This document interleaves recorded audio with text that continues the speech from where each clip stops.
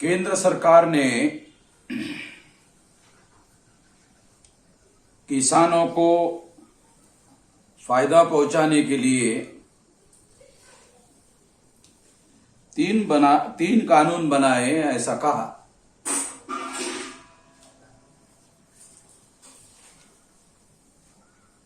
मगर यह कानून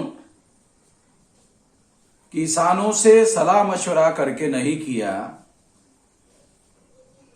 यह बात इससे सिद्ध होती है कि किसान इसके विरोध में बड़े पैमाने पर आंदोलनरत है। किसानों का यह कहना है कि यह जो कानून बनाए गए हैं, इस कानून के द्वारा खेती उद्योगपतियों को सौंपने का षड्यंत्र है, साजिश है।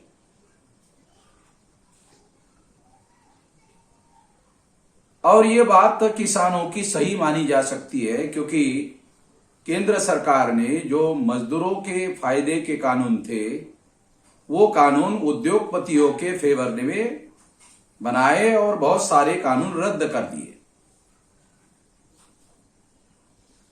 जब लेबर लॉ जो उद्योगपतियों के हक के लिए लेबर लोगों के विरोध में केंद्र सरकार ने बनाए, तो यह कानून जो किसानों के लिए बनाए, वो किसानों के फायदे के लिए बनाए। इस पर यकीन कैसे किया जा सकता है? इस पर विश्वास कैसे किया जा सकता है? नहीं किया जा सकता।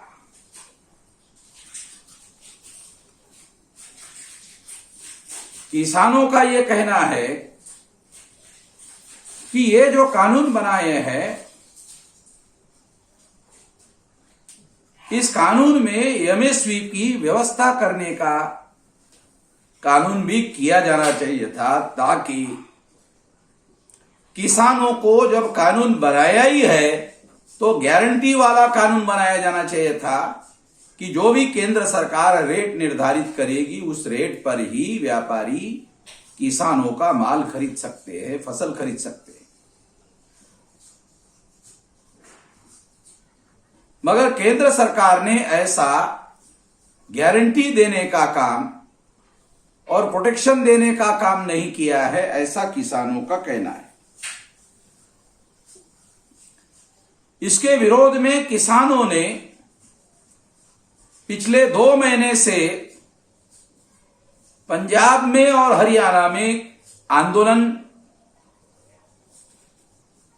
चला रहे थे, और ये जो आंदोलन चला रहे थे, अब उन्होंने दिल्ली के तरफ कूच करने का निर्णय किया, और वो दिल्ली में आकर केंद्र सरकार ने कानून बनाए तो केंद्र सरकार के साथ वार्ता करना चाहते हैं, केंद्र सरकार के साथ चर्चा करना चाहते हैं। तो किसान दल बल के साथ में दिल्ली में आने के लिए निकले। हरियाणा सरकार जो बीजेपी की है, उन्होंने उनको रोकने की कोशिश की, मगर किसान रुके नहीं, और अंतिमता केंद्र सरकार को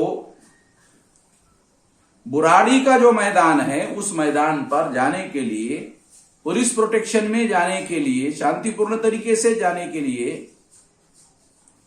सहमति दी, ऐसा टीवी में खबरें चल रही है।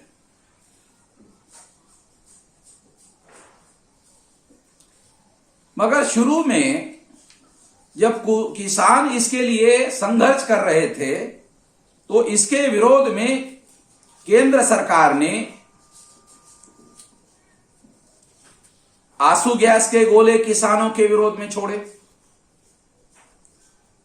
जो ठंडी चल रही है, इस ठंडी में पानी के फवारे बड़े पैमाने पर किसानों के विरोध में छोड़े।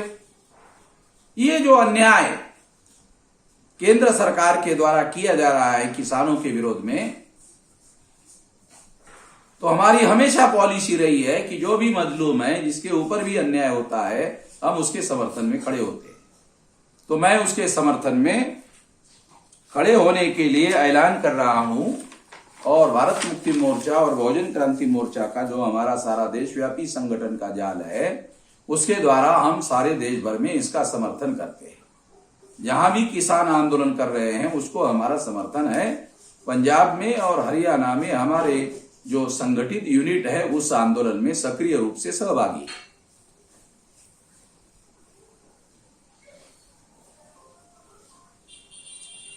अगर किसानों को, क्योंकि मेरा ऐसा मानना है कि ये मामला इतने आसानी से सुलझने वाला नहीं है, सुलझने वाला नहीं है। अगर सुलझने वाला होता तो पहले ही सुलझ गया होता। इसके लिए किसानों को राष्ट्रव्यापी आंदोलन करना होगा और राष्ट्रव्यापी आंदोलन करने के लिए एक राष्ट्रव्यापी संगठन उसके समर्थन में खड़ा होना बहुत जरूरी है। तो किसानों के जो देशव्यापी संगठन है, छोटे छोटे स्टेट लेवल के संगठन हैं, उन सभी लोगों के साथ सलाह मशवरा करके एक राष्ट्रव्यापी आंदोलन शुरू करने के बारे में हम लोग किसानों के साथ मिलकर राष्ट्रव्यापी आंदोलन करने के लिए तैयार है। अगर किसान इस तरह से ये आंदोलन करना चाहते हैं तो हम लोग संगठित शक्ति के साथ किसानों के समर्थन में ये राष्ट्रव्यापी आंदोलन चलाने के लिए पूरी ताकत लगाने के लिए तैयार है।